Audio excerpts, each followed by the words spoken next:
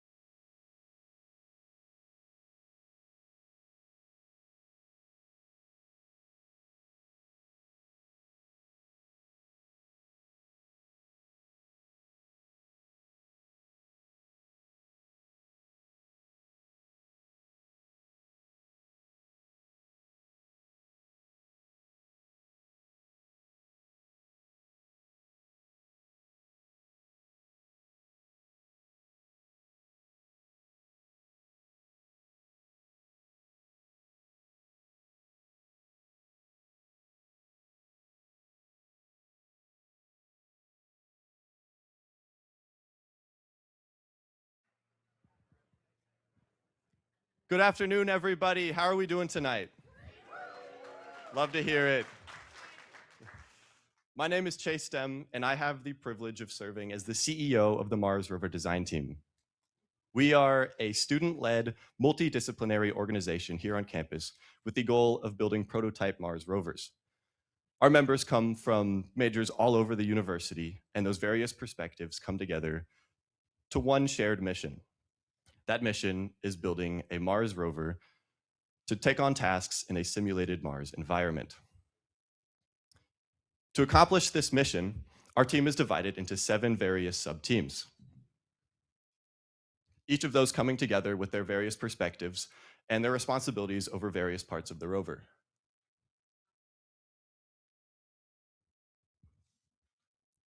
The one thing that makes our team special is that we focus on a 1-year design cycle.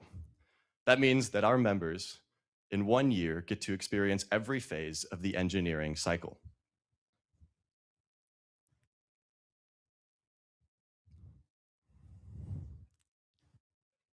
Sorry, guys. That cycle starts with the conceptual design. That means analyzing previous rovers and ensuring that the new designs that we make will allow us to compete at the highest level. We then transition into the design of these components, where we CAD and we simulate these systems and ensure that they meet the specs that we hope them to meet. Once they get through these design reviews, we push into the manufacturing phase, where components are machined and circuit boards are soldered together. Once this all comes together, this is the first time that you really see this rover come together. Pieces like a Lego set built to a greater system. Once it comes together, we come to this phase where Rover Reveal is at. So the rest of the year, we will focus on the integration and final testing of the rover. So we will ensure that every aspect of this rover meets the competition requirements that we expected it to meet. All of that builds towards the University Rover Challenge, also known as URC. This is an international competition where teams from around the world come together to test their prototype Mars rovers. 100 teams come together and around 36 finalists are selected to compete in this competition. So once they arrive in Hanksville, Utah, they get to challenge their rover. This challenge is broken up into 4 parts. The first of which being the equipment servicing task. This is a challenge of the dexterity of your robotic arm and its ability to operate on tasks similar to something that you might struggle with as a person.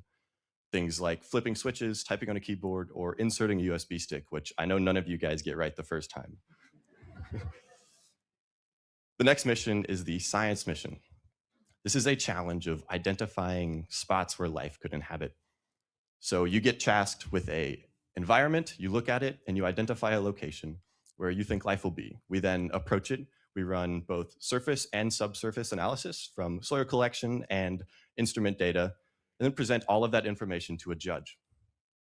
The next task is our delivery mission. This challenges the rover as a whole. So we have to travel extreme distances, carrying payloads. We have to work well with our drone to identify objects in various areas and hard to reach locations. And we have to make sure that all of our systems work together unified in this challenge. And last but not least, we have our autonomy mission. In this mission, the rover is tasked with the operation to navigate rugged terrain and identify objects all on its own. So that means the operator clicks a button and tells the rover to go to this destination, and it has to do the thinking. It has to write the path it wants to drive on, it has to avoid the obstacles, and then it has to identify the objects that it's been tasked to identify. Now that you guys could be considered pros in the URC realm, I want to introduce you guys to the mechanical, electrical, software, science, R&D, and drone architects. Give you guys a bit of a dive into what it means to be a part of the subteams of this team.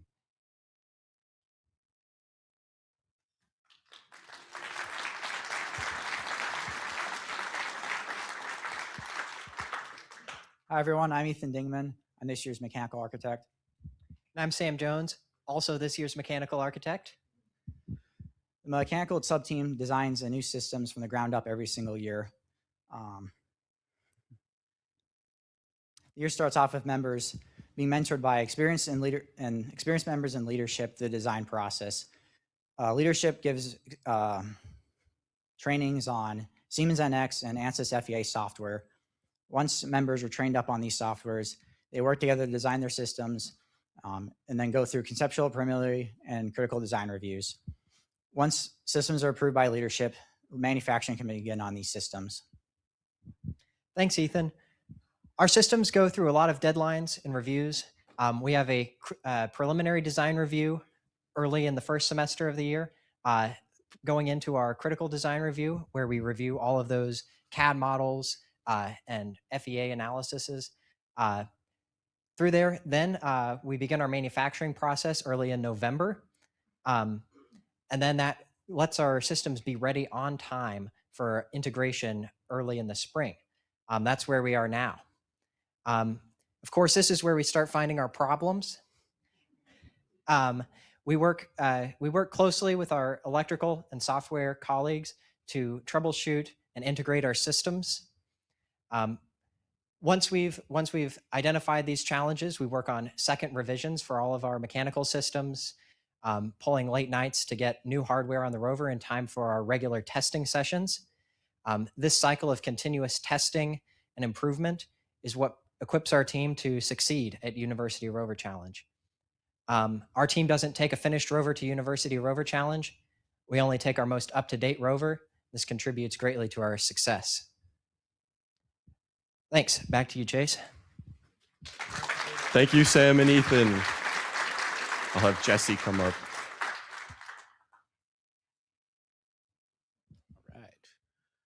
Hi, my name is Jesse. I'm this year's electrical architect, and I'd like to take a little bit of time to tell you about this rover's electronics and the members who designed them.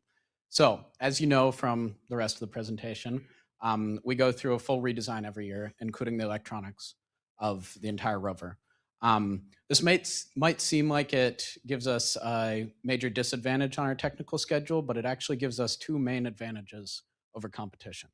The first of which is we don't accrue technical debt.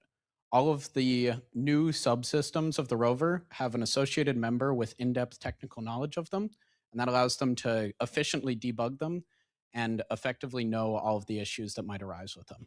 And the second is that we build brand new engineers with in-depth technical knowledge of all of the subsystems of the rover. A couple of the highlights of this year's electrical architecture include a increased distributed architecture through the use of the CAN protocol. That was spearheaded by Brendan on ARM. A design towards increased reliability, particularly emphasizing the mitigation of human errors, and the adoption of 2 new microcontrollers into our ecosystem.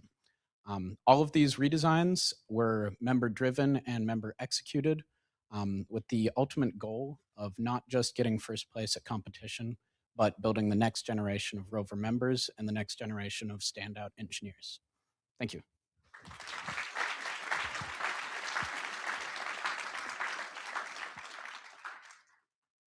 I'll introduce Clayton to you guys. Right, so I'm Clayton. I'm a comp sci double major, and I am currently the software architect this year. For a rover, we have 3 main divisions for our software. We have our autonomy, our base station, and our simulator. Our autonomy software is what we use during one of the 4 tasks that we do at competition. It completely autonomously drives the rover without any human or tele-operated intervention. It uses a plethora of different sensors, cameras, GPS, and IMU, as well as LiDAR data. And using that, it can identify different obstacles and objects and navigate to different goals. For our base station, that's what we have set up here. We have custom written our web interface. That's basically just a web server, but it's how we receive all the telemetry from rover, as well as send commands to it and view the camera feeds. And base station touches every different subsystem of rover. So we have to interface with science, autonomy, the ARM, everything. And then our final division for software is the simulator, an Unreal Engine 5 game that we have built.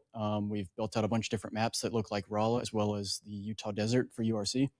And we've also imported our rover CAD. So we have a full digital twin in there that we can use to test autonomy with before we actually deploy it on the real rover, and kind of iron out bugs, make sure we don't break anything on the real rover, break it in the sim first. Yeah, we can also test the ARM in there as well. So that helps our teleoperators kind of practice with the ARM. If you're a software member, you learn a bunch of different languages. You have a bunch of different opportunities. We try to practice every kind of strategy that real companies use for developing large code bases and software. So use GitHub, C++, C#, Python, and we do full code reviews. So it helps prepare and build software engineers to go out there and work at these big companies.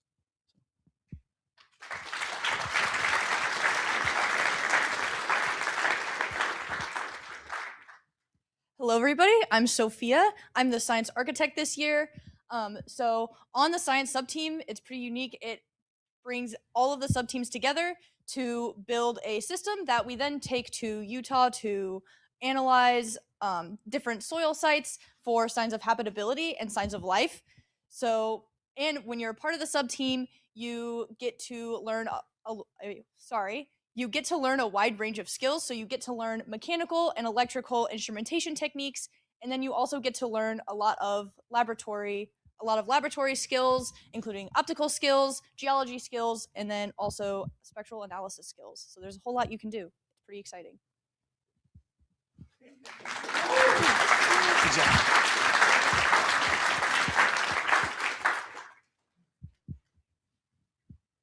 Hi, I'm Cooper. I'm this year's drone architect. I'm a double E major, about to graduate. And a fun part about the drone subteam, as with science, it's all of the subteams together. So mechanical, electrical, software, telemetry, and everyone on the drone subteam has been really focused on integration this year, of working together with each of these subteams so that we can create a drone that is most efficient towards its flight capabilities. And the main purpose of the drone, as Chase said earlier, is to aid in the delivery mission, where we have to fly and read a long range sign. And then after that, the whole purpose of the drone is just to aid the rover. And we do that by looking at other wreckage pieces that the rover is also looking for, and also using it as a signal repeater for when we get out of line of sight with the drone or with the rover, then we can use the drone. And I'm really thankful to be part of this team and to be an architect this year and helping out all the new members as the drone sub team is starting up this year. A pretty new drone.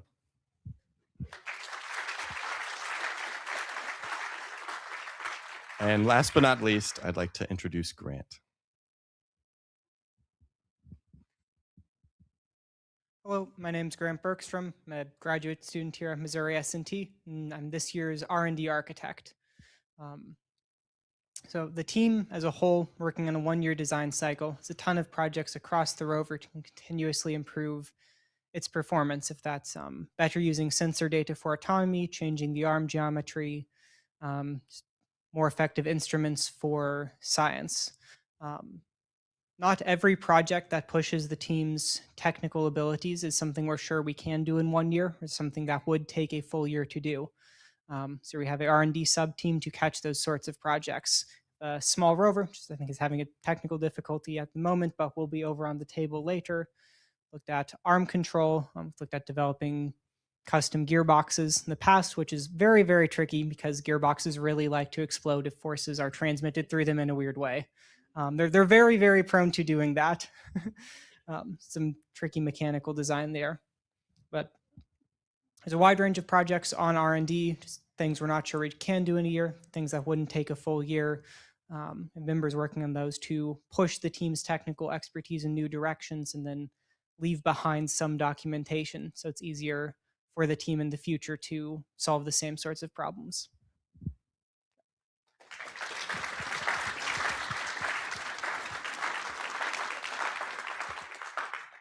I want to give a huge thanks again to every single one of our architects for coming up and sharing a bit about what they do on this team. These are the guys that are overlooking everything that whoever you're here to represent is doing. They make sure the members learn everything they need to know to achieve excellence in their projects and to come together and build a rover that we like to build at the world-class level.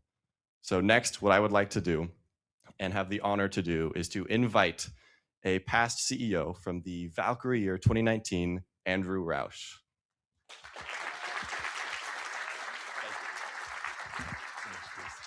Thank you. Thanks so much, Chase. It's a real honor to be able to speak here at Rover Reveal, and I'm thankful for the opportunity. Like Chase said, my name is Andrew Roush. I was the Chief Executive Officer of the Mars Rover Design Team in 2019. I'll admit, when Chase and Tim reached out to me to ask if I wanted to speak at Rover Reveal, I was a little bit surprised. They asked if I wanted to go backwards in the slideshow. And then they asked if I wanted to contextualize the experience of MRDT into the workforce and encapsulate the value of the knowledge you gain from the team. And after I looked up what encapsulate meant, I thought, that's kind of a funny question to ask me. I just graduated just a little bit ago. And then I realized it had been 7 years. So after I had my midlife crisis, I started thinking about what it meant to graduate from MRDT with transferable skills. So let's talk a little bit about my career. When I graduated from college in 2019, I started working at Oshkosh Corporation, and I started working on concrete trucks, which is the coolest thing that you can possibly do when you graduate college. And after a couple of weeks, I had proven to my boss that I wasn't totally incompetent. And he asked me if I wanted to join a new project they were working on to design a new truck. And I said, that sounds awesome. I would love to do that. So I moved my desk over to headquarters, and we started out with this. which is going backwards in the presentation. We started out with this, which as you can see is a blank piece of paper. Now, we knew what the truck had to do, but we weren't sure how to do it. So we knew, for example, that the truck had to operate in congested urban environments. It had to operate around parked cars, kids playing in the street, pets running around. So we knew the truck needed to have good visibility. We knew that the operators were going to be in these trucks for 8 to 10 hours a day. So the trucks had to be comfortable and ergonomic. This was going to be a battery electric vehicle. So we knew that in order to do a full day's work on a single charge, it was going to have to be very energy efficient. We also knew we were going to build this truck in the real world, so it needed to meet certain cost budgets and certain weight budgets. Now fast forward a couple of years, and we built this. This is the world's first fully integrated, fully electric refuse truck. We revolutionized the refuse industry. We've sold hundreds of these to municipalities across the country. Operators rave about how comfortable the cab is, how easy it is to operate. And it's all possible because of that design process. We took a piece of blank paper and we figured out what was important and we figured out how to solve that problem. And it was funny to me, a few months into my career, going through this design process, that I had a sense of deja vu. Because just a year before I graduated, I was working on a project with a blank piece of paper. And we set out to design this machine. We knew what it had to do, but we weren't quite sure how to do it. We knew that the machine had to navigate all sorts of difficult off-road obstacles, clamber over all sorts of terrain, so we knew that it had to have terrain capability. We knew this machine needed to interact with its environment. It needed to pick things up and put them down. It needed to open drawers and flip switches and type on a keyboard. It needed to have object manipulation. We knew that the machine had to be able to perform science analyses in the field to determine if there were signs of life around it. So we knew it needed to have life detection. And we knew that we were going to build it in the real world. So it had to meet certain cost budgets and certain weight budgets. Now fast forward a couple of months, and this is what we built. Valkyrie was not a trial run. Valkyrie was not a practice exam. It was the real deal. What I was doing in my career was what I had just finished doing on the Mars rover design team. And the result for me was that we revolutionized the entire refuse industry. Now, other people at other times have built similar machines, and they have gone on to revolutionize their own industries. We have Rover alumni, numerous Rover alumni, who have redefined what people thought was possible in aerospace. We have Rover alumni who have pushed the boundaries of what is possible with autonomy and collaborative robotics. We have Rover alumni who work every day on some of the most complicated and integrated logistics networks in the world, making sure they run on time. And the same is true in software. The same is true in manufacturing, in AI, at our national laboratories. The list goes on and on and on. This is not the result of some special technical skill that you gain on Mars rover. Certainly, I knew nothing about ergonomics when I first started my career. But I knew how to ask questions. I knew how to think about problems. I knew how to deal with pressure and fear and stress, something no doubt the team this year is very familiar with. Following up on a world championship year is unbelievably difficult. But this is what makes Rover special. Success in competition and in your career depends on toughness and resilience and determination. These are skills that serve you well in all aspects of your life, and they're the skills you learn on Rover. CEOs have said this line since time immemorial, and over the years they've said it in different ways, with different inflections, but always with the same message.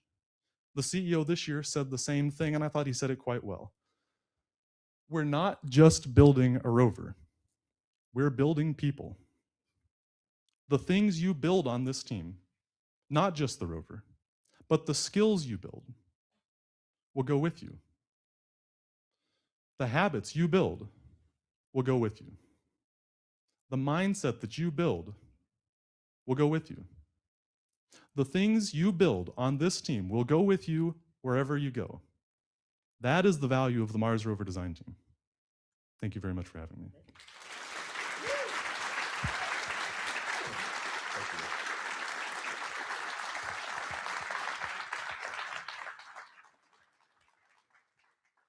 Huge thanks again to Andrew Roush for making the trip down here for our Rover Reveal.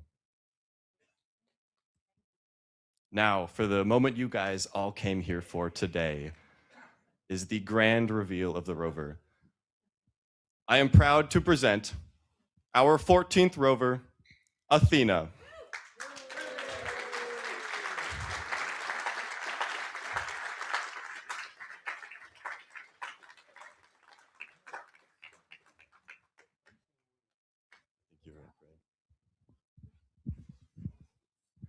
Thanks, Chase. How's it going, everyone?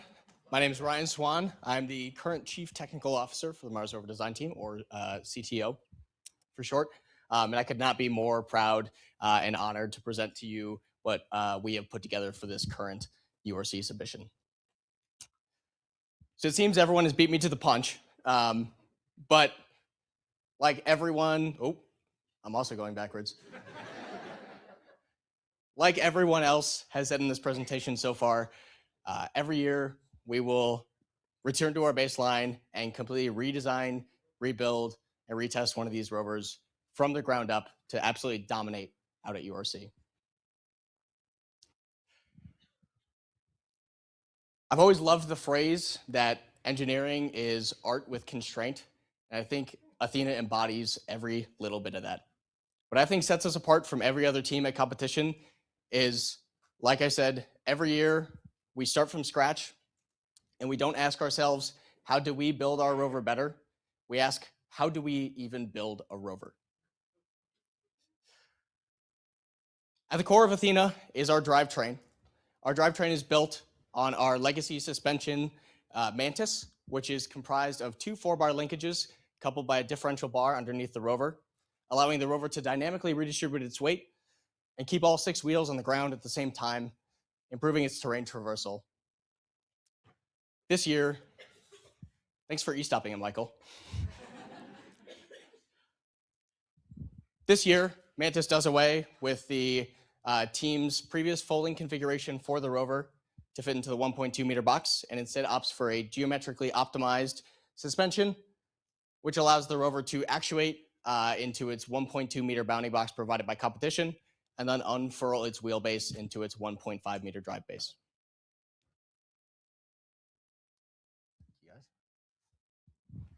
I didn't know we did cheat sheet over here.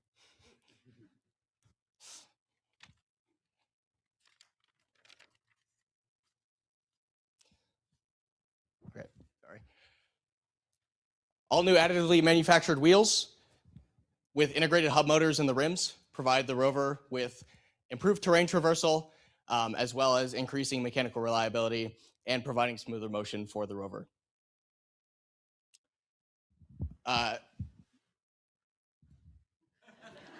Someone didn't have their coffee today.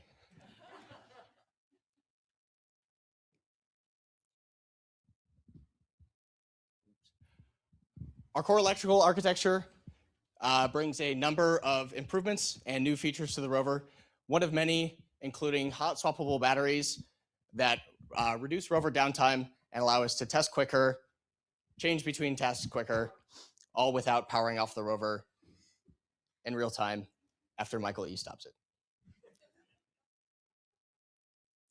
Our core electrical architecture sees a number of other improvements this year, primarily increasing electrical interface reliability, while also freeing up a lot of weight and space for other auxiliary systems, including our cameras on board, as well as our gimbals, to improve operability for all of our operators during task.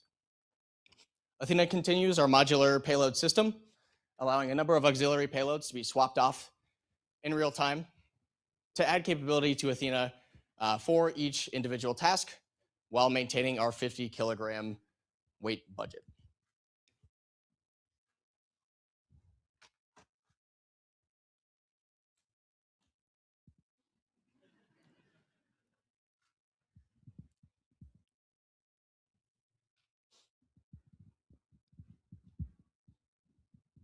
Within the space of 30 seconds, roughly, Athena can be equipped with any of these 3 auxiliary systems that we developed for competition. The first of which I mentioned being the ARM. The ARM continues development of our 6-degree of freedom platform comprising of a single linear axis with 3 rotational axes, providing exceptional operability for each of our base station people. Thank you, Adam. And sees a number of mechanical improvements, including a simplified wrist and forearm, reducing overall weight, and providing a more operable form factor for each of our base station personnel. The ARM also sees a number of electrical improvements this year, primarily a series of modular motor controllers developed in-house that sit on a unified CAN network, again, reducing electrical interfaces and providing operators with a more controllable arm. There we go. She's alive.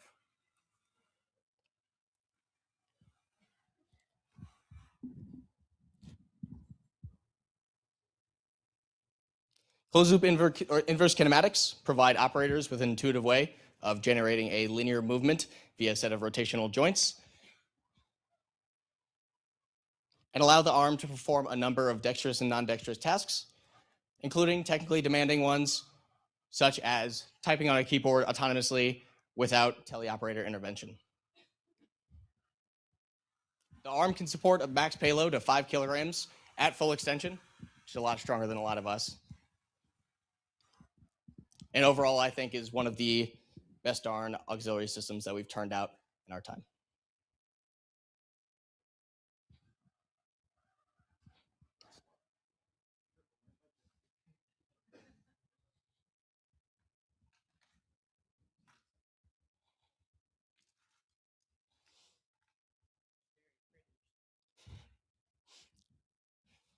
That's the best part about it.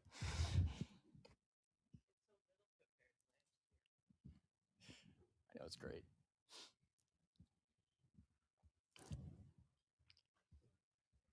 The next of our auxiliary payloads is our science system. The science system is comprised of 2 linear gantries that will enable all of the analysis that happens within base station. The first of our gantries houses an auger that will sample subsurface soil samples and redistribute them for not only soil analysis, but also later storage to return to the command station. Also on board are a custom autofluorescence microscope and Raman spectrometer, which will analyze all the collected soil for any biological indicators that may be indicative of life or habitability. And coupled with the onboard microscope and environmental sensors, our scientists will put together a comprehensive argument as to whether or not life is present or whether life can be present given habitable conditions, just as our friends are doing over at NASA on a rover many hundreds of millions of miles away, although this one's marginally closer.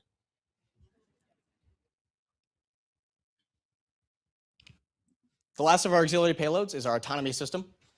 The autonomy system will allow the rover to intelligently traverse across terrain all on its own. This year, an integrated LiDAR map path planner will allow the rover, using publicly available UGSS LiDAR data, to spot obstacles in its way from anywhere around the world many, many miles before it sees them, and intelligently path plan around them. A number of onboard advanced control schemes allow the rover to not only autonomously recognize obstacles, but to path plan around them, and also autonomously recognize objects in the field to assist operators. At the heart of it all is our command station. Our command station allows our operators to interface with the rover wirelessly from anywhere, given a marginal distance. Base station this year features resizable windows and tileable windows to allow operators to customize every one of these screens per their task requirements. And this year, base station is even accessible from any smart device, including your smartphone. Again, I cannot stress enough how enormous of a task this is and how proud you should be of every one of your peers, students, children, friends that are here today working on these projects. and have made this rover come together essentially in the past month. I could not be more honored to serve as the Chief Technical Officer of this team and get to see all the amazing work that these people do and all of the hours, the very, very late nights that turn into early mornings that go into this rover every single year. And with that, I'll hand it back off.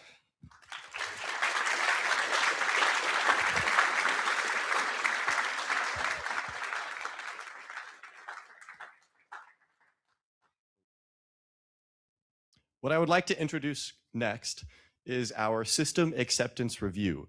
This is a technical paper and a video submission to the University Rover Challenge, where they then select if we are one of the top teams to compete as finalists in the University Rover Challenge. Enjoy.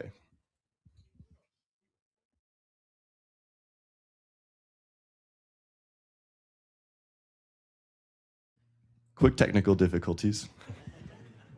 Technology.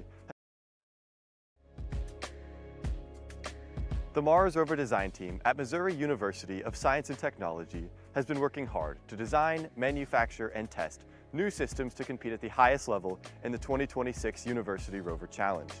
We are proud to present our 14th rover, Athena.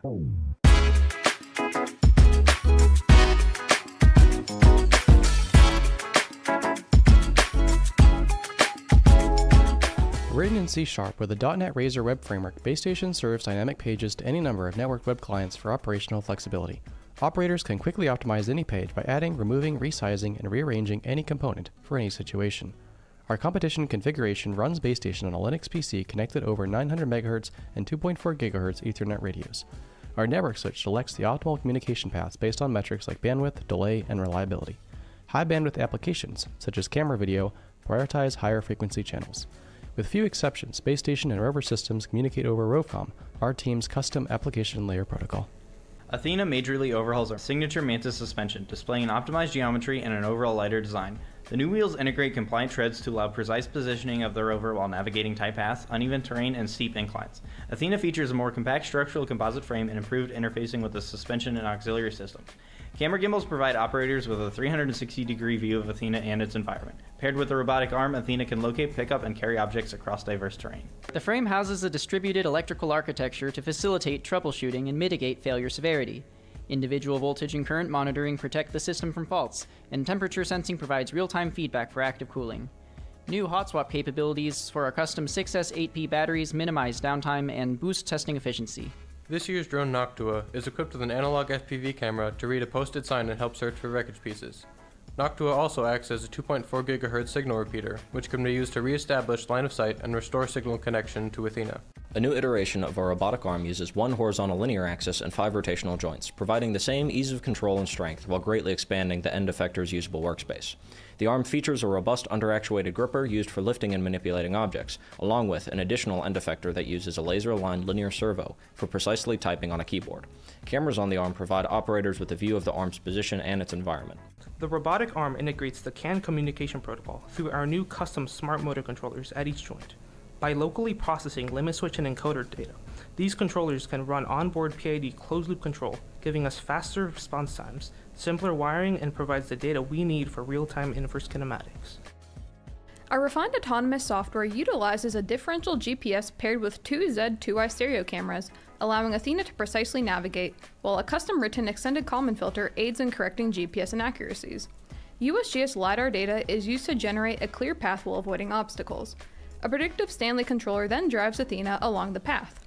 A 120-degree field of view on both the front and back of the rover allows for AR tag detection via the Aruco library, and a custom-trained YOLO model detects the presence of objects.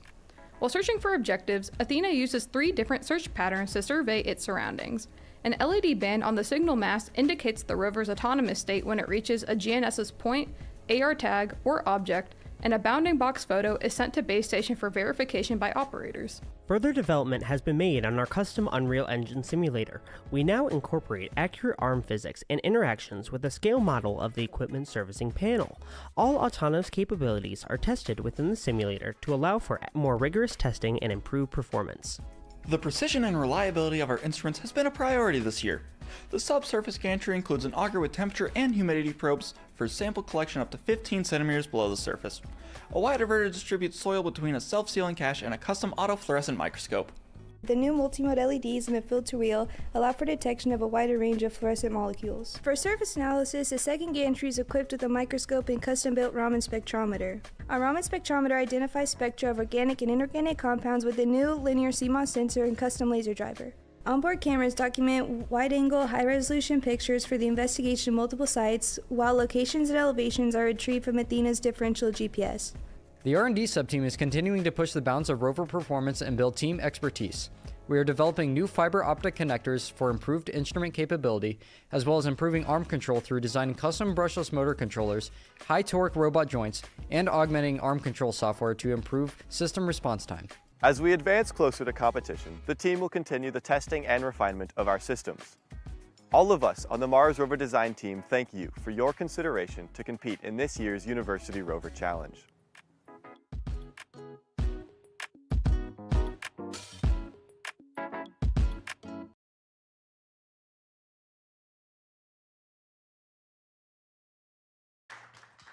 Would you guys say we did a pretty good job representing the rover there?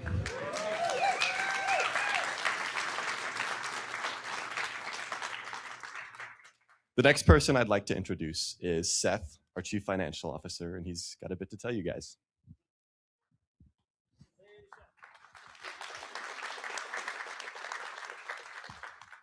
Thank you. Yeah, I am the Chief Financial Officer. And as you can tell by our SIR video, we are a fully student-led, student-designed, and student-funded team. We design and build our rover to the highest level while remaining under the $22,000 budget URC requires all teams to remain under. This is our cost distribution of the team. We raise all of our funding through crowdfunding, sponsorships, and merchandise. Oh, I'm also going the wrong way. Down arrow.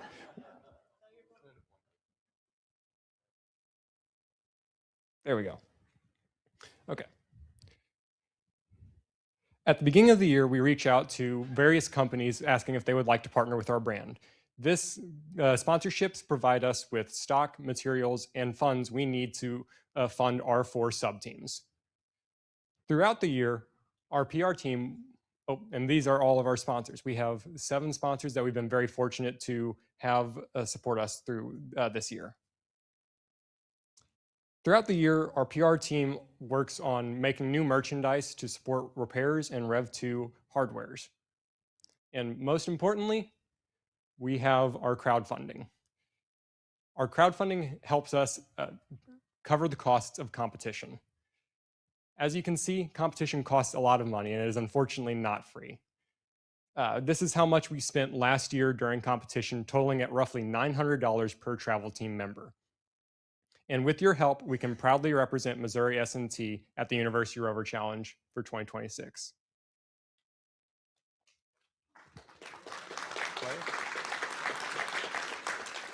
Hi, my name is Seth Frazier. I'm the Chief Financial Officer of the Missouri S&T Mars Rover Design Team. I'd like to show you what we've been up to. Here we design, build, and test a new rover every year from the ground up, machining all of our parts in-house since our founding in 2012. We set ourselves to high standards through rigorous design and testing, while also growing the next generation of engineers through multidisciplinary skills relevant to real-world engineering practices. It is through this process as well allows us to compete at the highest level in the University Rover Challenge. URC is an international competition hosted at Hanksville, Utah, where teams from around the world compete in a variety of tasks ranging from onboard science analysis, autonomous navigation, and rugged terrain traversal. And with your previous generosity, we were able to achieve our goal of winning URC. And that's just the start. We plan to consistently develop the next generation of engineers, scientists, and leaders. We hope to receive your support for this upcoming competition year and be able to proudly represent Missouri S&T at this year's competition.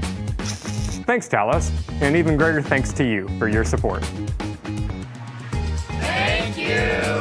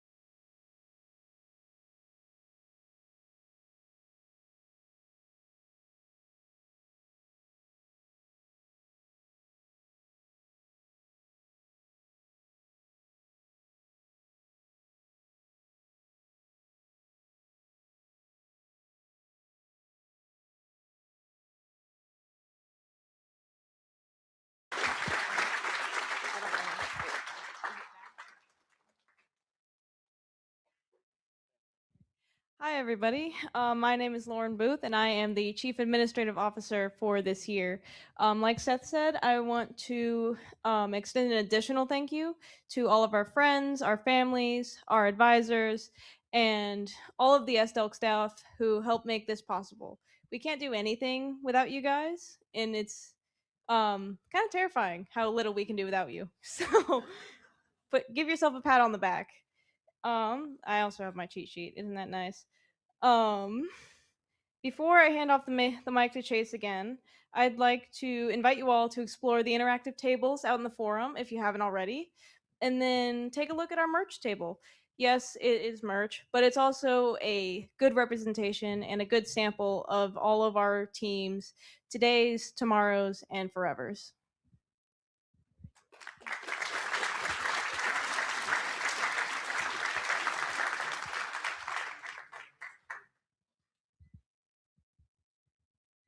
Thank you again, Lauren. Behind me now, you guys see a star map. This is actually a star map of Hanksville, Utah, the night of May 30th. What I ask you all today is the night of May 30th, you take a moment and you step outside and look at the stars. Because that same day, we'll be out in Hanksville, Utah, looking at that same sky. And in that moment, even though we'll be hundreds of miles away from where many of you are, we will still feel that support from each and every one of you in this room now.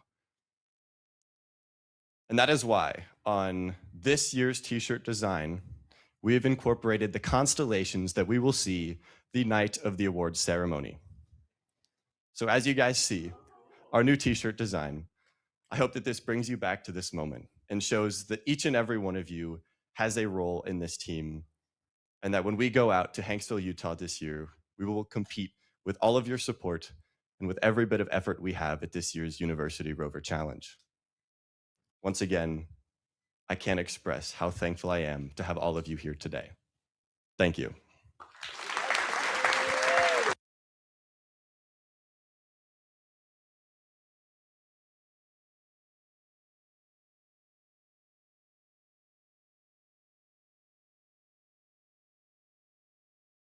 Okay, go check everything out. Support those that you've come to show off to.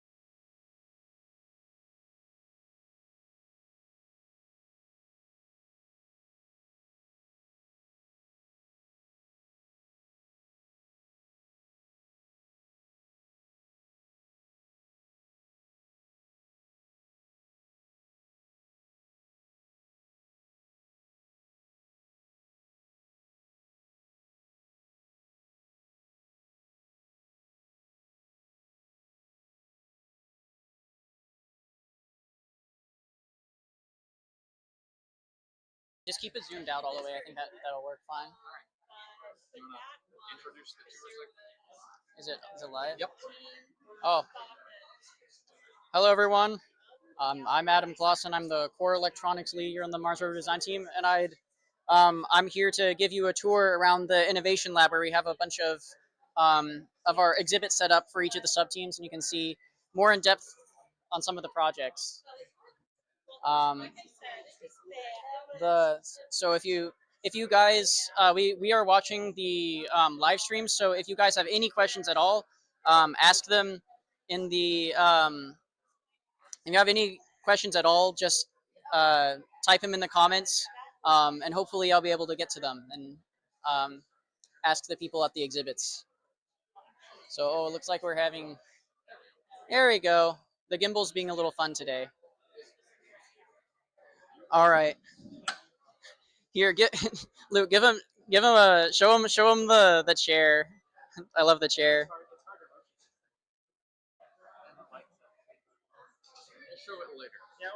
The chair. Yeah, we got the whole thing hooked up to a laptop on a chair. Donovan says hi. Hi, Donovan. Say hi to Gooby for me. All right, let's see. Where are we going first?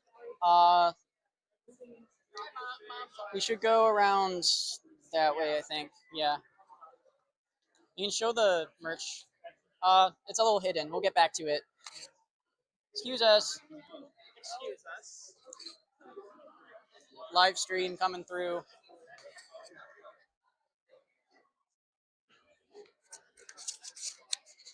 All right. So the first place we can go. How about sim? That sound good? Autonomy and then sim. Yeah, we can go around to sim first. So right now we are in the innovation lab. It's a new building here on campus. If you haven't seen it before, we don't work out of here. We just have Rover Reveal in here. Our actual workspace is a few blocks down at the Cummer Design Center. But we've set up here. We're using this as an event space to show off our cool projects. So over here, we have some demonstrations for our autonomous navigation software. Would you like to explain kind of what autonomy needs to do, Sam? Yeah, so our autonomy subsystem primarily focuses on the autonomy task at competition. And during the task at competition, there's a few different things we need to do. One of them is that we need to navigate to 2 GPS waypoints, and then the other is that we have to locate 5 different objects. For example, we'll have to locate this rubber mallet, we'll have to locate this rock pick hammer, and then there's a few different tags that we're going to have to locate, as well as a water bottle. This here, it's a bit disassembled. It's our autonomy head, which is equipped with a Z camera here for stereoscopic vision. Here it's not pulled up right now, but we typically have our simulator, which allows us to test out our autonomous code before we actually run it. You can pull it up if you want. It's not working. But here we have a snippet of our code base, and here we have our visualizer. And what our visualizer allows us to do is actually see the rover What the visualizer allows us to do is see our rover in a 3D space. Currently it looks a bit flat, but that's just because the terrain that we have the rover in is very flat at the moment. We have it within our simulator. If it was to be loaded into Rala, you'd be able to see hills, buildings, trees, and that's helpful to see because during competition we're trapped in a little U-Haul and we're not able to see where actually is the rover. So it actually allows us to just see our surroundings. Over here, you can see a bunch of detections, and you can see it's detecting a lot of people at the moment.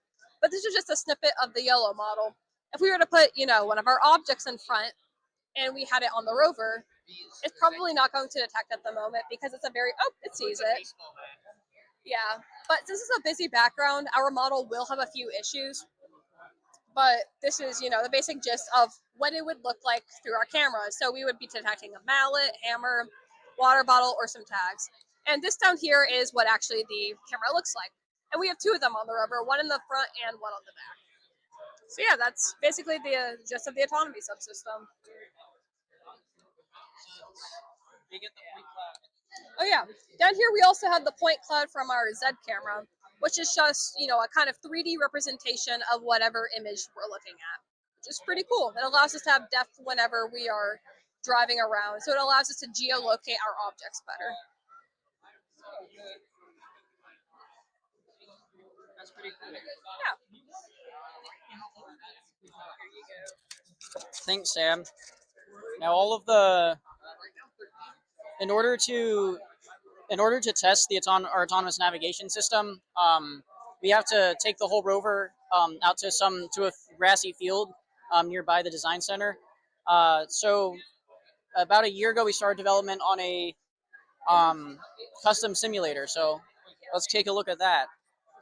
Oh wait, the simulator guy's holding the camera.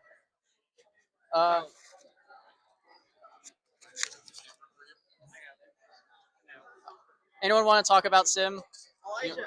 Elijah, talk about sim. Oh, I just missed that. So our simulator is a great. Oh, sorry. Our simulator is a great piece of software we use to. Is it too loud? No. Okay. It is a great piece of. Okay. So that of course immediately happens when I try talking about it. So anyway, so we use the simulator to test our autonomy code base. So at competition, we have to do an autonomy task where we have to search out and find objects. And so we can test that without using the actual rover by having the simulator running. And the simulator can allow us to run our autonomy code base in a simulated environment without the risk of damaging the actual rover. And it also allows us to allow ARM operators to practice on that because we have a fully functional ARM in the simulator now. And it also is a good demonstration of what the rover is capable of. People can play around with it. So when the simulator works, it's a great tool to demonstrate what the rover is capable of. Yeah, I don't have anything else. Am I missing anything? Okay. I assume, is this being cut? Are they cutting this up, or are we just like? Oh, that's live. That's wonderful. That's great. I'm so glad that I. All right. Thanks, Elijah. It's pretty. Gimbal still being.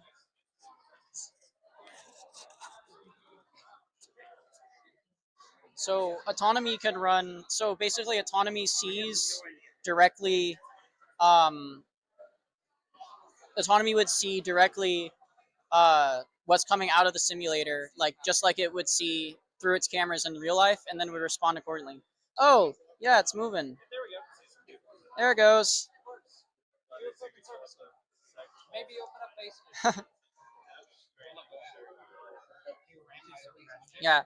So here we're just driving around manually, but we can also set it into autonomous mode. Yeah. Uh-oh. There we go. It's perched on top of the wall. Do you want me to do it? Okay, let me just reset. It's fun. We're just driving this around manually so that we're now that we've implemented the ARM, the simulators are a lot more useful to train operators and give them practice for the field. But we can also set it to autonomous mode and compile our autonomy software to, instead of get input through cameras, directly see what the simulator is seeing and send drive commands just like it would in real life. So we're able to completely model the environment we would have at URC. It's pretty cool. Oh, does it still have like the weight of a real car? Yeah, so it's not 4,000 kilograms anymore. It's only 425 kilograms now. Only 425 kilograms. We tried getting the numbers more like real life, but there were some issues with that. So for now, the rover is a slight 10 times heavier than it's supposed to be. That's fine. Yeah, only 10 times. At least it's not 1,000 times heavier. It could have been. It used to be like 1,000 times heavier. Can we get? ARM. You don't have to like go yeah, directly you there to should- do ARM. No, you should be able to switch to ARM. Okay, that worked. You need a brake light. I think if it's beeping, it's worrying. It'll slow down eventually. It will friction brake eventually. Oh, it's an autonomy now. No, that's the ARM mode. Hey, look at that. Yeah, here we go. Oh wow. So you can see, right now that would be the linear server. Oh well, you get the idea. There's still some. There were some issues that need to be ironed out. So literally just for today, when we were demonstrating it, it's been having a lot of issues. Yeah. But yeah, you saw it. Yeah, as you can see, it can. SAR working. Yeah, as you can see, it has the capability of having the ARM, and you can see the equipment servicing panel is here. There are concepts of a simulator. Not always.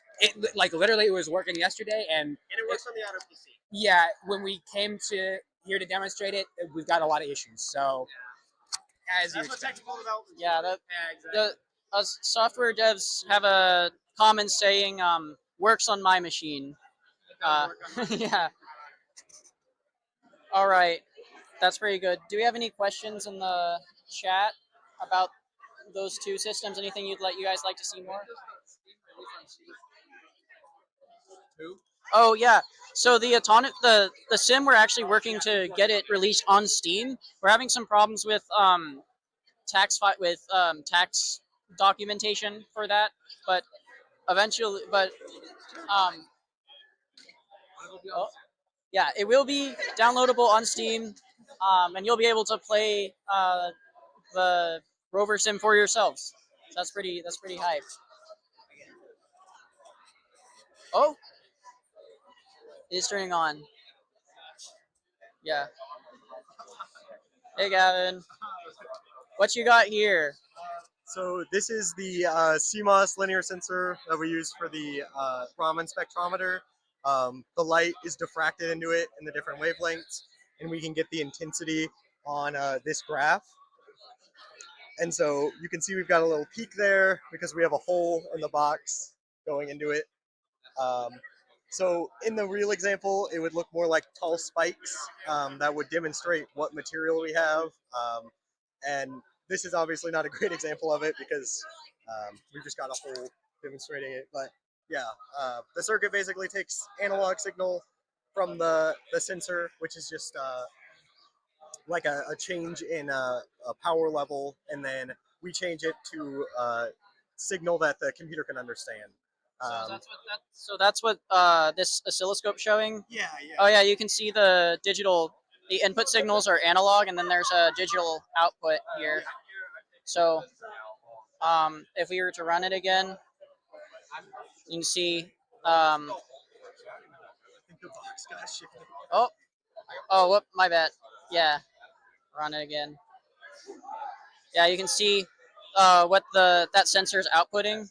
This blue, and then the circuit outputs a digital signal that it can read and send to our Basestation spectroscopy. So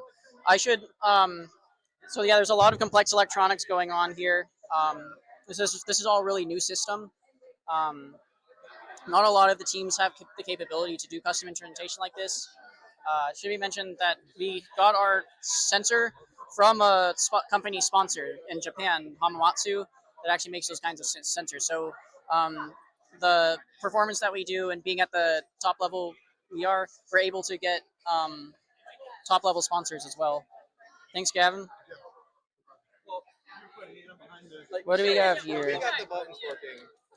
Oh. We got the buttons working like a few days ago for this specifically. All right, let's move on to see some of the PC printed circuit boards we've got. I guess I can do this section. I'm for electrical. So over here, you can come in. Where's Aslan? Laptop no work. Okay, I'll come back. Can you find Aslan and like pull him over here? Okay. Yeah. So another cool thing we do, we have on the electrical subteam, we make our own printed circuit boards, or PCB for short. Over here, we have a few printed circuit boards from previous years to show off. The current ones are in the Rover, and we'll get a look at those later. I guess pick one to kind of show you here. This guy is an old brushless motor controller from, oh, if you tap on the screen, an old brushless motor controller board from a few years ago. That one's pretty old. We've got this board is core board from last year. It would control all of our wheels and also position the cameras. And here's a big one, bigger than it needs to be, but this one's our power distribution board, or power management system, from last year as well. We'll see the new one, it's shrunk down quite a bit. But basically these guys, oh yeah, you can put silk screen. We can customize silk screen. Yeah, can you turn that back on? Thank you. Basically, we design all of these in the first semester. We teach all of the new members how to design them and usually pair them with a more experienced member. Then we'll order them in from China, where all electronics come from, and they'll come in just like the green part, just the blank board. And we'll order in the components separately, and then we'll solder them. We'll solder them all up. There's a cool board over here from the R&D sub team. This is a GMSL camera board. So our camera would sit on this board, and then it would get turned into a really fast protocol called GMSL. That's a lot faster than USB, which is what we use now. And from this board, which could connect to up to 4 cameras, we'll be able to process the video streams a lot faster because it can plug directly into the motherboard of the computer in the Rover. So there's a, so that's a system being tested right now. I think here's a final cool thing. Inside a printed circuit board, you actually have a lot of layers of copper. So this is a version of our new smart motor controllers. The first revision that had some errors in it, so we couldn't use it. So we took some sandpaper to it and shaded it down so you could see all of the layers inside. You can see all of these layers are stacked on top of each other. So these are 4 of the same board that have been worn down to different levels. You can see where you'd solder stuff directly on top. You can see where the motor output's coming out here. You can see some power distribution stuff down there, and the fine traces for all the signals on that layer. So this is there's 4 layers on this board in total. You can see the front and the back layers. Lastly, the electrical subteam also writes all of the embedded software that runs on the microcontrollers on our board. So these things do stuff like get command to control the wheels, control the arm. What you saw with the science demonstration with that sensor, that's all done by our electrical subteam. So for example, one complex piece of software we do is called inverse kinematics. We'll see that a little later. But basically, instead of us controlling every joint on the arm manually, you tell the arm a target to go to, and it would figure out what joints it needs to be to go there. So you can move it around, and it would stay stable. And so there's a lot of complex math that goes into computing that. Most teams use an off-the-shelf solution like software that's already been written to do that, but we do it from scratch every year. And we test that in software like this simulator here. You can see it's that this arm can move. If I go to a side view, this arm can move directly forward and backwards, up and down, and rotate around a single point. Rotate about various points. So this This software is written just to allow us to test that math is working, correctly. Controller is not working today, but we'll go see the real one. Yeah, can move. I don't know what that means, but if that means fixing it from backdragging, I think that's a good idea. Yep. All right. Are there any questions? Do you have any questions about our electrical systems? All right. Let's move on. Let's see if we can get through here.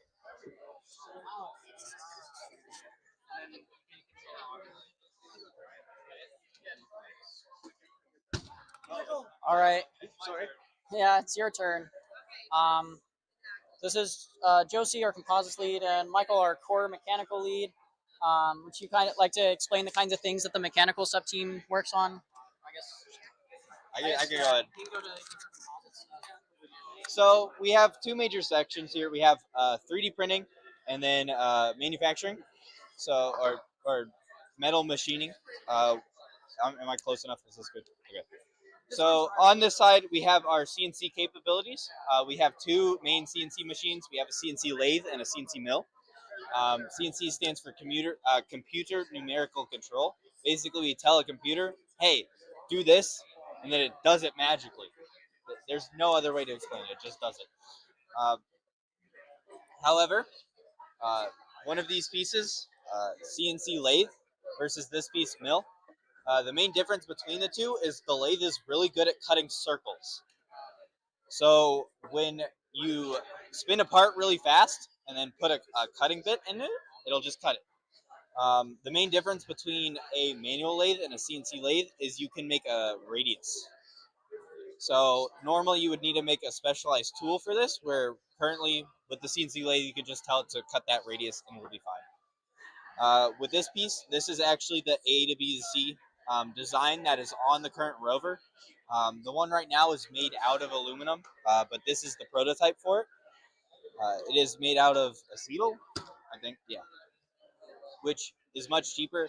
This was our first test run of our 3+2 axis machining. Basically, the first one in the SL, like, pretty much. So what happens is you take a blank piece of stock, you machine it out on one face, and then you rotate the stock and machine it out on the next face. It's a lot more simple than five axis straight up, but it is a lot cheaper than 5. So that's the main benefit versus straight off. Then lastly, we have Talos, or this is Talos, a revision of Talos gripper that is made out of 3D print.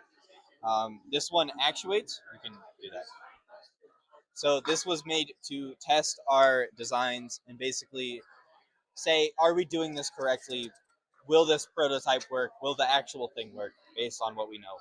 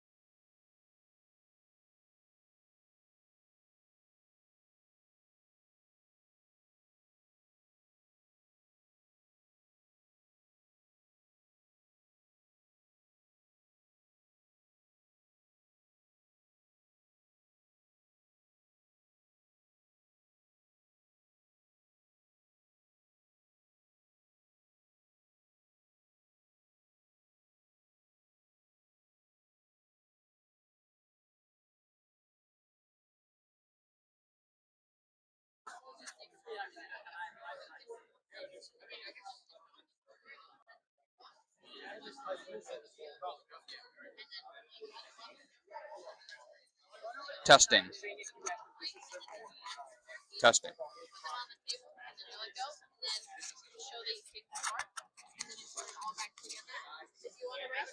Okay, so real quick, this is what a carbon weave would look like.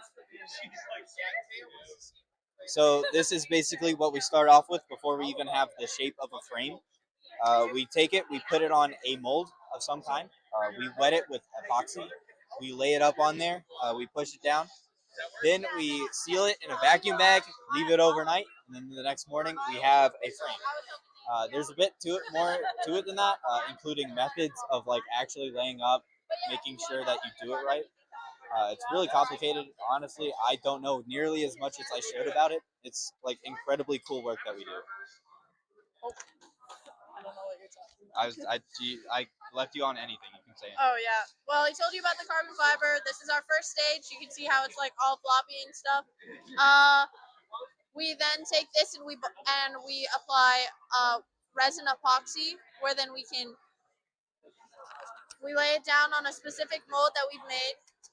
Then we cure it for around 24 hours and put it in the oven for a post cure, like fully cooking up the frame. That's about it. And then we'll go back in, cut everything down to size, and then monitor everything in with our RDR. If you get a chance if the camera gets a chance to bring it over to the actual rover, you can see what the carbon frame looks like and where everything's bonded. That's about it. Thank you. Adam?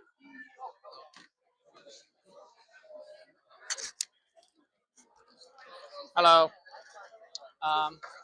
So yeah, that was some of what the electrical system do.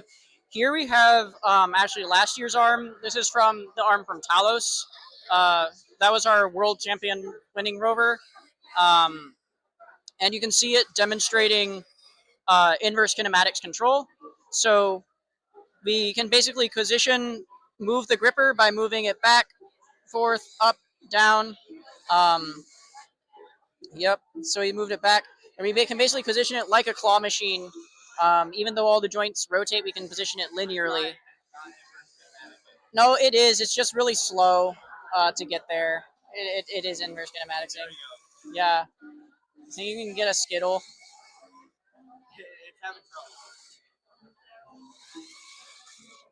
Yeah, there you go, there you go. There you go. No, close it. There you go. Hooray! Oh, no. Yep. So we've got a little claw machine set up here and want some starbursts. All right. Over here are some of our new wheels I think he was talking about earlier. Again, we have sponsors that donate to us a lot of the materials that we use, so we can afford to test and make a lot of these prototypes. And tell us about some of these, I guess. This year we're moving away from our legacy carbon fiber wheels, moving over to a 3D printed tread. This is the first prototype we had with using rope spokes. We're moving away from this, mostly due to some issues with the tensioning. It's really hard to get tension with all the friction in there. Moving away from that into having either 3D printed hubcaps that go in between this, kind of fill this space in. It'd still be hollow inside, based off the shape of the geometry, still makes it really strong. Either that or using actually stainless steel dinner plates. They have that kind of perfect shape and the perfect outer diameter. We can modify them to make them kind of interface with our hub motor and kind of these outer, there's some standoffs in here. This year we also moved to using actually bicycle hub motors that we got from overseas. They're only like $80. They're pretty inexpensive. No manufacturing time required for these. We just pretty much get them. We swap a few of the components out to make them interface correctly with the rover. Our tread pattern we're still kind of iterating on. This tread's interchangeable and it's 3D printed out of TPU.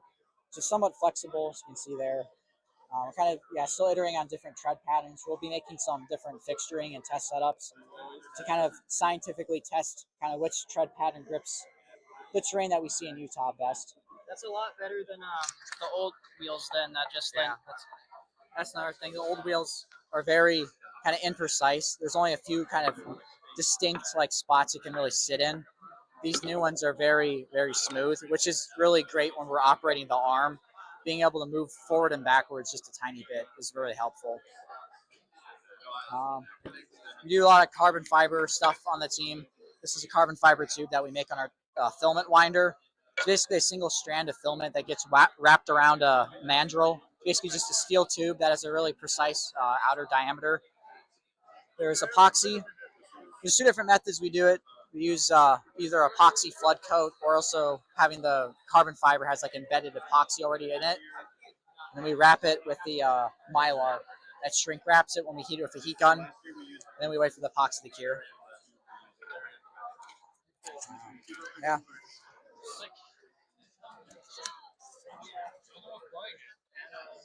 Yeah, this is where the old wheels are all going. Turns out they make pretty good banjos.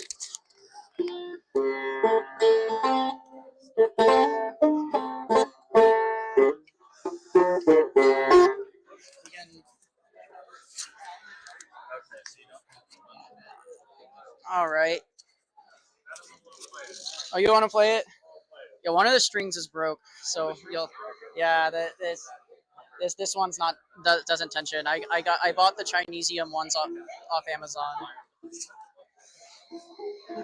The whole world is hearing your performance.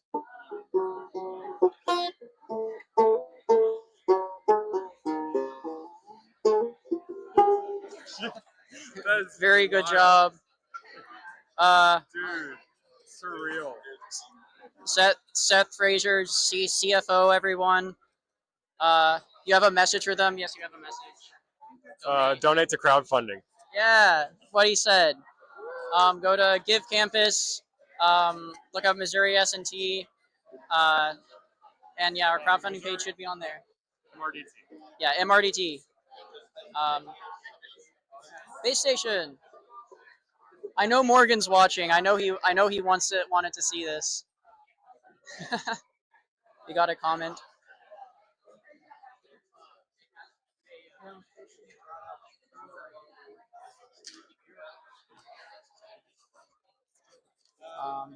So during competition, we can't see the rover at all because obviously on Mars, the rover is supposed to go do work in place of humans.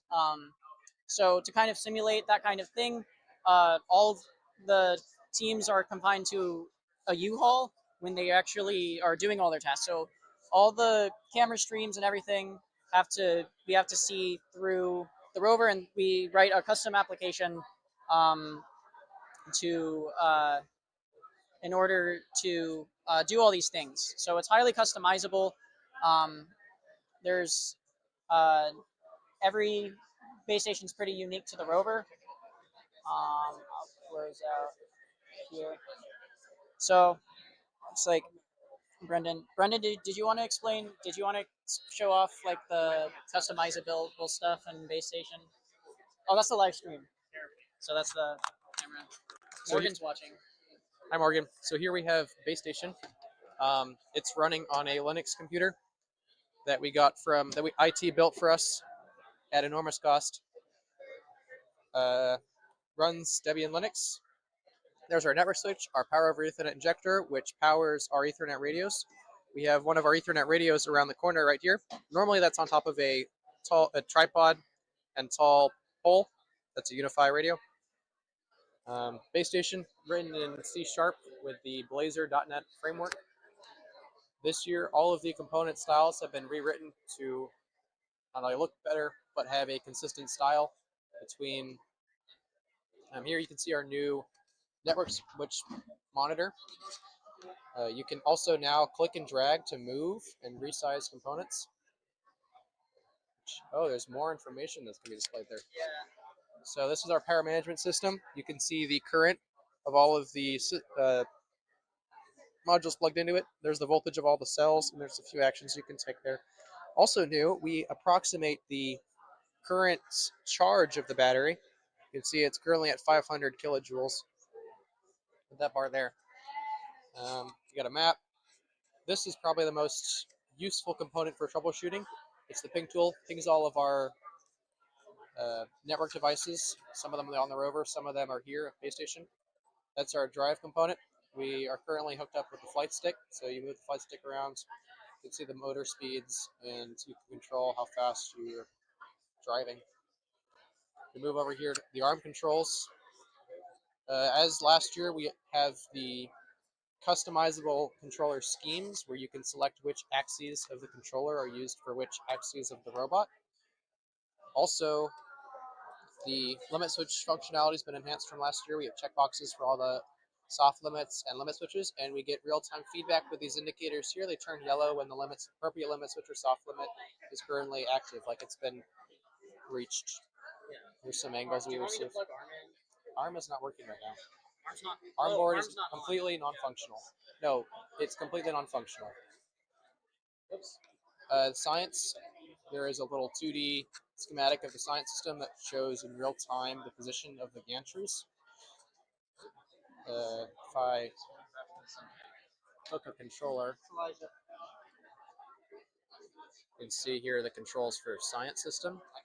They have an autofluorescence filter wheel, so we just push these buttons here, turn on and off the LEDs connected to that.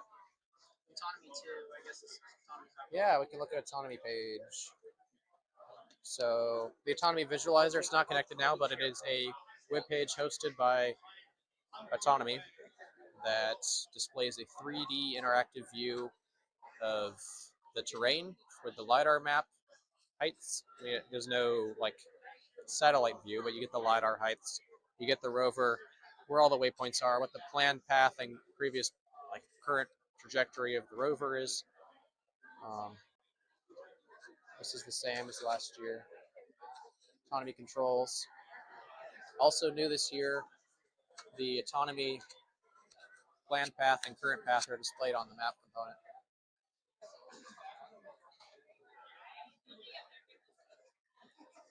We go into like how much longer is this?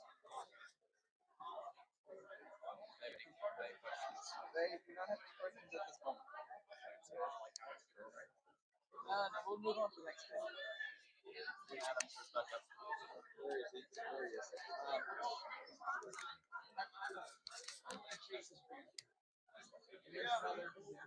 Now back to Adam to go over to the rover. All right, let's move on over to the rover. Thanks, Brendan. Live stream coming through. Live stream. Right. So, one we've all been waiting for. This is closer look at Athena, our new rover. All nice and pretty on display. Inside, you can get a pretty good look at all of the new core electronics. So that big green board that I showed earlier, this is the new version. It's a lot more compact. It's way smaller. And it also displays packing voltage and current from our battery in the rover, so that operators in the field don't have to run back to base station to go check on the battery. This is the board that lets you plug 2 batteries in at once. You saw that earlier in the live stream. We plugged 2 batteries in and took out the first one. Normally, you can't just plug 2 batteries into a rover because if one is at a higher voltage than the other, because it's more charged, it will drain very quickly into the other battery. It'll try to charge the other battery, and usually you don't want that. It can cause things to get too hot. So there's some extra electronics that go into. There's some extra electronics that allow for that. Yeah, you can get a good look at our new arm. You saw it moving earlier. Unfortunately, I think the electronics had an accident, so for its safety, we're not turning it on again during this event. You can get a good look at our network switch. You can see it's blinking, its little lights all on at once at the same time. That's a very nice network switch. It was donated by one of our by one of our sponsors. We asked if they had anything like it. Nucor, they're a steel company, donated it to us. So like we wouldn't necessarily have be able to afford all the things, but because of our sponsors, that makes they make it possible for us to try out all these new design challenges. These gimbals can actually unscrew. I think these were Dom. These were like trekking poles at one point, right?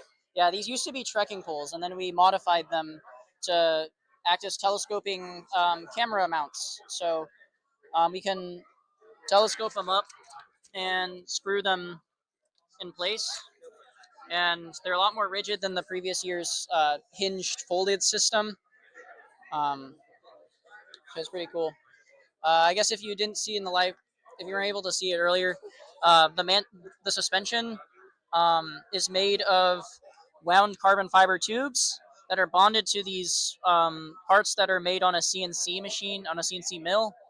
All these, and underneath, you can't really see it great, but you can't really see it great. But do you think you can show them like underneath there? Might. Can you like look up? Yeah. So that stuff back in there, that grate looking. Oh, maybe that's too much to ask you. The poor little gimbal doesn't want. But that grate is now there's like a grate under the rover. Inside of there, there's a bar that kind of swivels.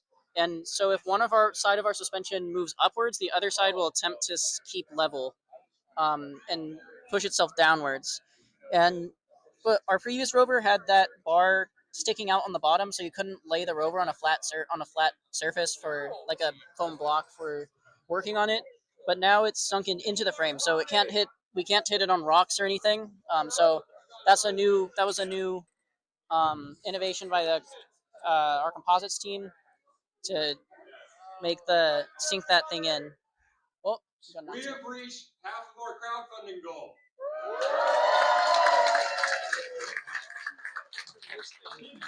And sharing the QR code.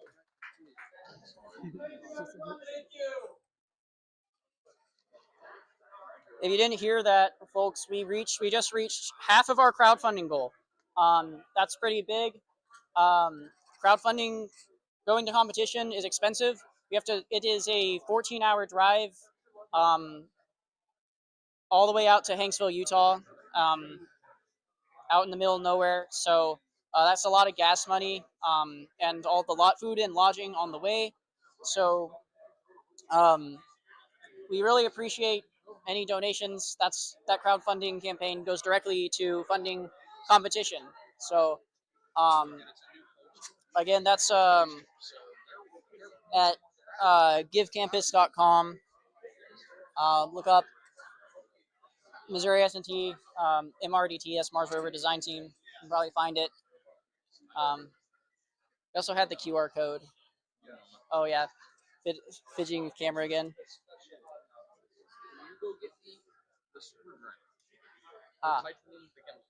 Hey, Aiden, can you go get the screwdriver that, actually, wait, no, I know where it is.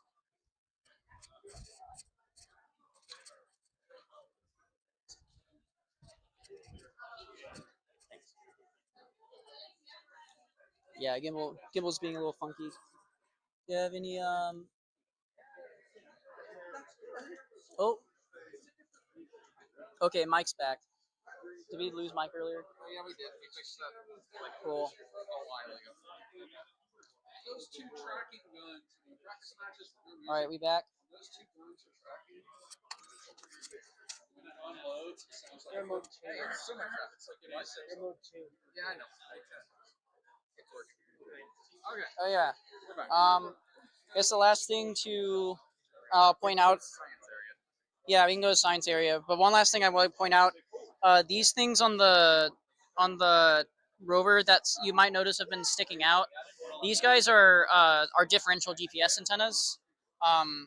They're we need to put them as far apart from each other as possible, because based on if we have the location of 2 points, we can figure out how the rover is rotated and positioned in 3D space. So that unlocks a lot of capabilities for our autonomous system, but it's also very useful when just driving around. You've lost cams, so you can drive around just from the map because of this really very accurate GPS system. It's yeah, we get questions about that a lot. What are those weird things sticking off? All right, want to go to the science station? Oh. Yeah. I don't want them to be sad. Allowed to be at their own level. Yeah, that's better. We could take a full picture with your hospital robot. Remind them the cool places you can go when you Cool thing. Our lid, it has magnets in it. It's got magnets in it. It snaps onto so there's no like latches anymore. You can just snap it on. There's Abby and Remy. All right. Abby and Remy. Hi, Chase. Hello. Got something for the live stream. Hello, everybody. Thank you for checking in on the live stream. I hope you guys enjoyed this. It's truly been an honor to present all of the awesome things that we get to work on here. We still got more. But more to come. So it seems. Well, enjoy everything you get to see. I highly encourage you guys to ask questions and whatnot. There's plenty of things for you guys to check out here. Thank you for checking out the streams. All right.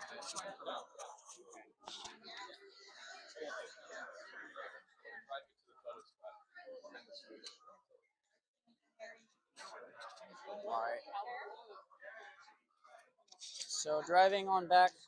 I don't think we talked about this guy. This is our mini arm controller. The arm is having trouble, but you're able to. We're actually able to use this thing to set the positions on the arm just manually. So the real arm will copy what this arm is kind of doing. So it has all the same degrees of freedom as the normal arm. So that's been a cool project. That would be nice. Oh.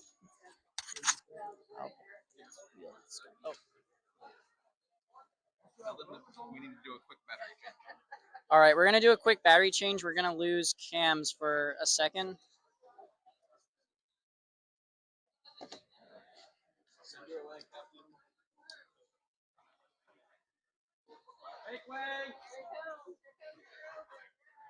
Oh, the rover's moving to the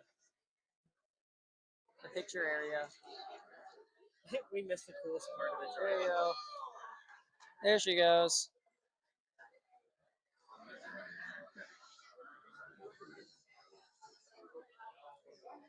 Alrighty. How you doing? How you doing on time? Good.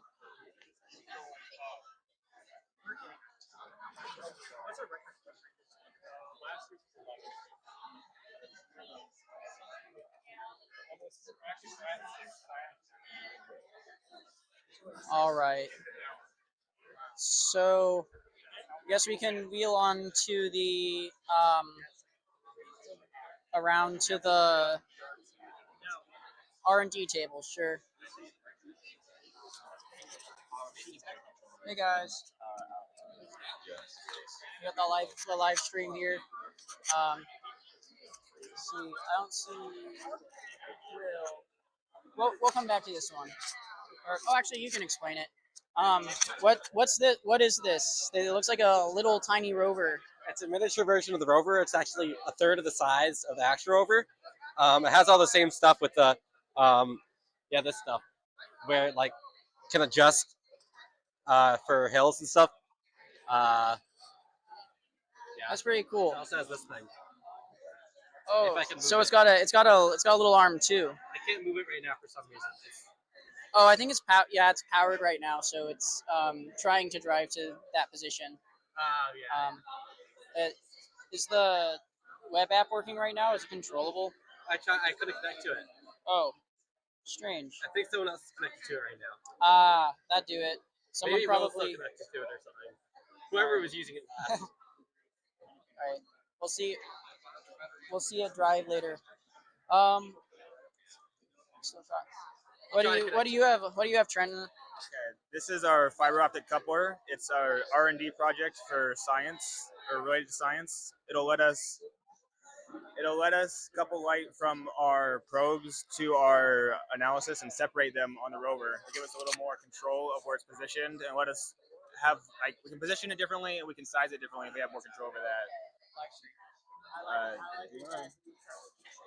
Okay, so we have our laser, 2 mirrors. This mirror controls the height and how far left and right it is. This controls the angle, and it hits our lens here and is focused into our fiber, which is a glass wire, which bounces the light all the way through to here. So it lets us take collimated light and focus it in and move it wherever we want on the rover using this wire here. What's collimated light? It's like a beam or a laser beam. You shoot it, it doesn't diverge. It goes in a straight line. So instead of it like a light bulb where it goes everywhere, it's just straight like a laser beam. So it's everything's moving the same direction. So you can keep it collimated through the. After it comes out, it's diverging. When it leaves, it's diverging. Yeah. So this would let us have the instruments like in a different have our instruments higher up and be like isolated, but then still get light from the ground to do analysis. Yes, it would let us separate our light, our probe, and our sample away from our actual instruments. That'd be pretty cool. Thanks. Oh. Also, see how I just had to reset it now. I'm connected to the Wi-Fi. I just had to open up the web page still. I lost the small outlet. I can't move it. Maybe it'll work better on Safari. Got the mini rover. I'm reconnecting to it now. Oh, I have it open. So was the problem with the antenna? Here, yeah. Crowdfunding? I don't know. Do they take cash? Oh, is it frozen? Is the page frozen again? Oh no, it's going. I think I need to reset it again. Do you think? I don't know. It's showing the. Oh, that's weird. It's working, it seems. Let's see if the Wi-Fi is still connected. Still connected. Oh, the e-stop's probably triggered. There you go. Can you move the? It sounds like it's reset. It reset. Gonna reset her. All right, we'll come back around. My gig get it, and we'll probably get to see it drive. It's having a little technical difficulties right now. Let's move on to science. Science is a. See, I don't see any science people here. Science is, I think, one of the most interesting tasks that we have at the competition. Rather than the other tasks which purely test the rover's capabilities, like fine manipulation and signals and stuff, science also tests your ability as a scientist to do data analysis and your knowledge of geology, biology. So it's actually the only task at competition, because each task is out of 100 points. It's the only task that they actually curve. So one team every year gets 100% on the science task. So I'll show you some of the things that are, the goal of the science task is to collect data and make a case for whether life exists in the sample area, or maybe it did exist and now it does, and now it's all dead, or maybe there's never any life at all. Last year I believe we proved, or not proved, but we found evidence that there was no life in Utah at all. But we did it scientifically, so we had a pretty good score. I think it was 96 out of 100 after the curve. So I think we got third in science. It's pretty good. Let's see what's going on here. What do we have over here? This are rocks. We got rocks. Rocks. What kind of rocks? All right. Well, this is granite, found in countertops a lot. Schist, very shiny. And some sandstone, and then some other miscellaneous rocks. Look at that right here. So what kind of things are you looking for in the rocks that would like help us prove life at competition? Well, we're looking for like different types of rocks with like chemicals, so how they form. Some rocks are composed of dead organisms, such as a stromatolite, which is fossilized like pond scale, and that's comes from like mineralization processes. So like they might require like an ocean to form, or yeah, like skeletons of like algae or algae or other things will leave an imprint. Basically, and they can form anywhere over the world. We still have them living today. They're just only in one spot. I believe Shark Bay in Australia is where we have them now. Yeah, the stromatolites from. Cool. So during competition, it's not only about to show it's not only about collecting the data. You also need to be able to analyze the geological origins and whether the existence of that kind of rock could support maybe a habitable environment in the past. So next, this looks like a Raman spectrometer. Can you tell me about how that works? Oh yeah, this is our Raman spectrometer. You may be wondering what we're using it for. Well, I'll let you know. We have about 40, maybe 67 or so different molecules and minerals that we're looking for that could help us find signs of life. What could that be? That could be chlorophyll, it could be water, it could even be gypsum salt. So the way that it works is we take a laser, and now you may be thinking, buddy, that is not a laser, that is a flashlight. Well, I'll let you know, the real instrument does use a laser, but it is too dangerous to have out in the open. So using this beautiful flashlight to make this beautiful spectra that you can see right there, it's absolutely phenomenal, believe me. So what happens is on this little display, I don't know if you can see on there, the laser leaves the system. It interacts with some random schist like this right here, and it interacts with the molecule. What happens is the laser hits the molecule, makes the molecular bonds vibrate, and that vibration changes the laser in such a way that when the laser goes back through this rat maze of optics, you could say, it hits this diffraction grating, which almost works like a prism to make this beautiful spectra. Now, because the molecule is unique and it interacts with the laser in such a unique way that it creates a unique spectra, such that the Raman spectrometer knows exactly what we're looking at.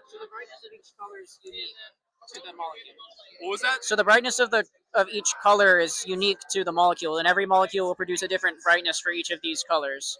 Absolutely, Adam. That is 100% correct. That is what is happening.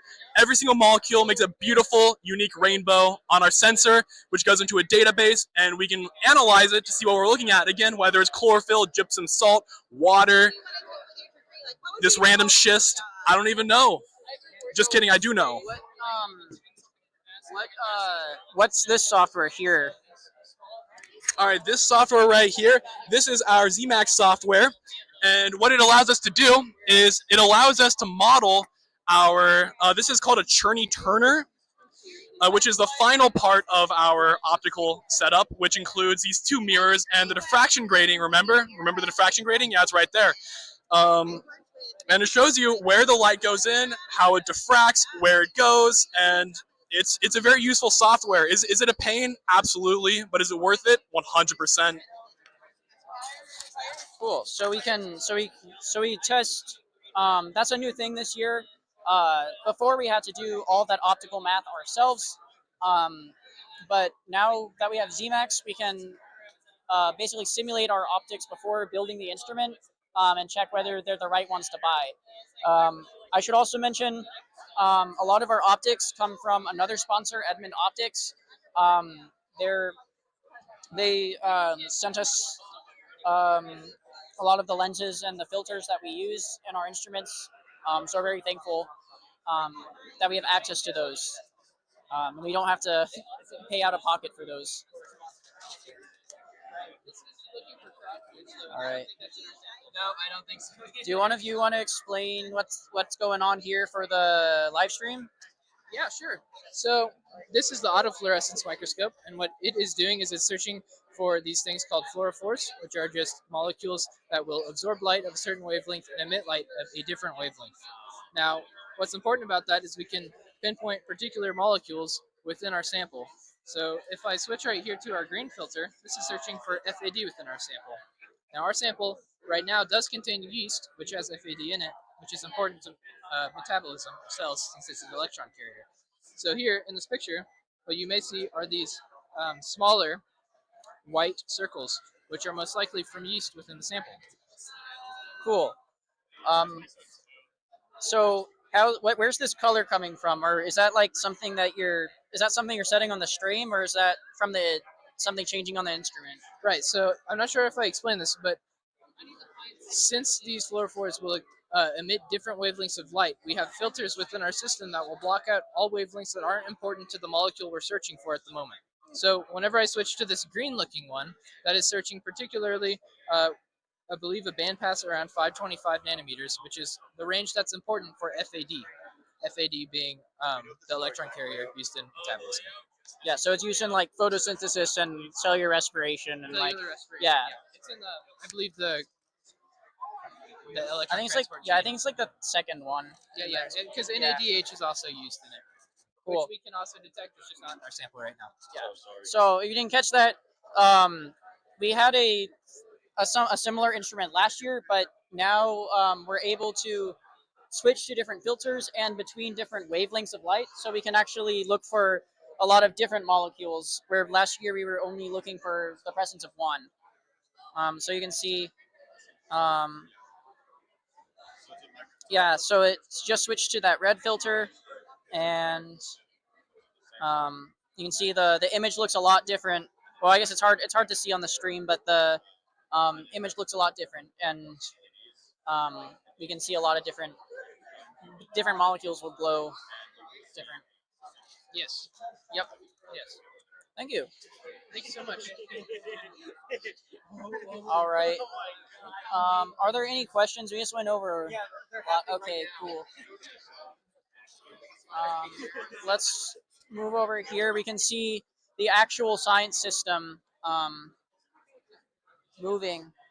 I think that controller's a little bad. Do you want a different controller? You guys are doing better than that last mission to Mars. It was just working 2 seconds ago. Yeah. Do you want a different controller? There we go. Oh, there we go. Yeah, this one was working. Oh, there we go. So we have 2 gantries here that can move that can move independently from one another. So this one, you can kind of see it has a drill coming out the bottom that's spinning.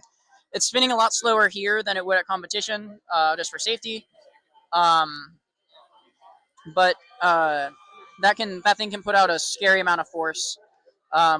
We have, as part of our competition, we need to collect at least a gram of soil from 10 centimeters below the surface. That's because the most recent rover to Mars, Ingenuity, Perseverance. Yeah, Ingenuity's the drone. The most recent rover to Mars, Perseverance, went up to collect core samples to see if there could be life dormant under the ground, under the Martian sand. So that's been a requirement that they've added to URC over the in recent years to kind of keep the competition in line with what NASA's actually doing. So that microscope we were looking at earlier would go on the system here, so we could view it from base station. That autofluorescence spectrometer that was showing the different colors of light and the way it was interacting with organic molecules, that would go back here, so we'd be able to. Can you hit the soil diverter? This little guy basically reroutes soil coming out of the top here, either into this little cache. You see it snaps closed. Snaps closed here. or it will divert it into the autofluorescent spectrometer here.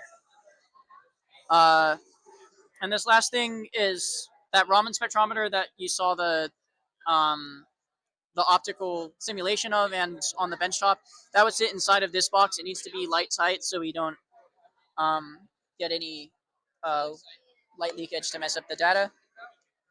So all those systems work together to provide independent evidence of different markers of life. And the more evidence you can gather, the more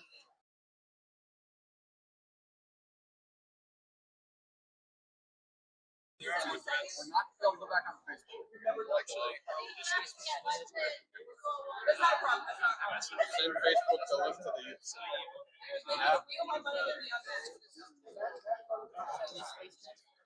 Yeah. On Facebook. Is there any viewers left on Facebook?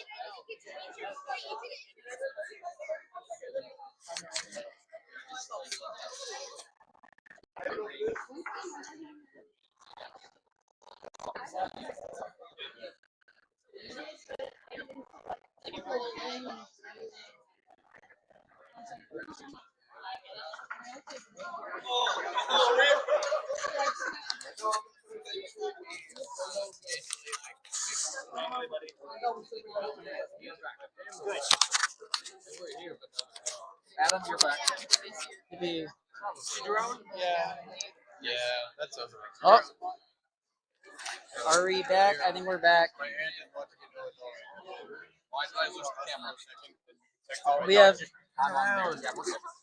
We have one viewer. One viewer, thank you, loyal viewer. Thank you, one viewer. Yeah. We can't go very far. You can. Would you like to show drone off to one viewer?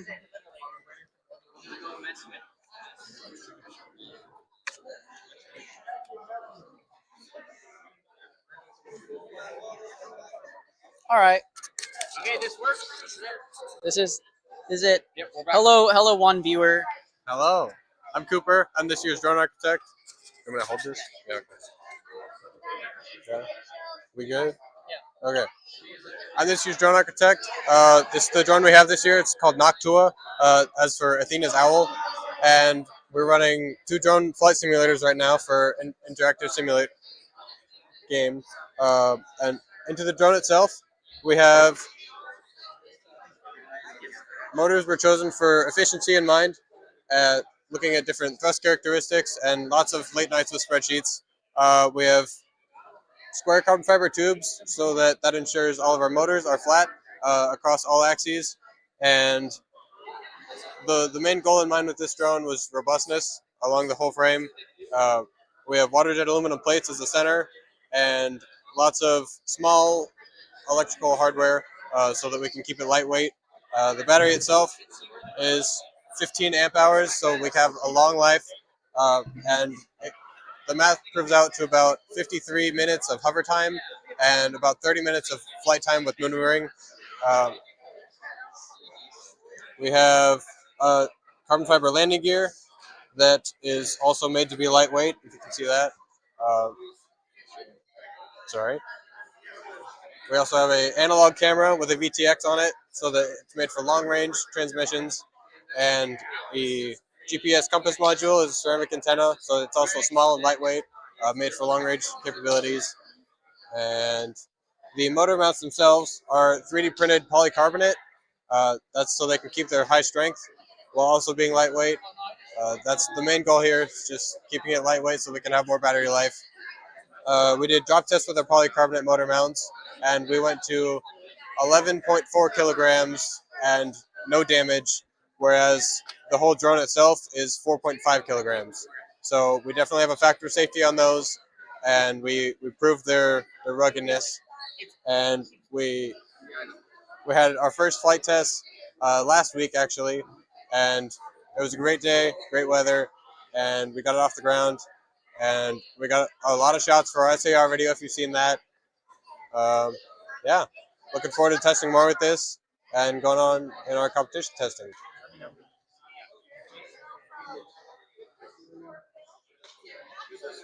I'm being told 1 second. And back to our fearless leader, Chase. Well, I hope you guys have enjoyed every moment of this live stream and this tour of what we have to offer at the Mars Rover Design Team. On behalf of every one of us on the Mars Rover Design Team, we thank you guys for supporting us and hope to continue this collaboration between you and I, and that we can all rove so hard today, tomorrow, and forever. Thank you.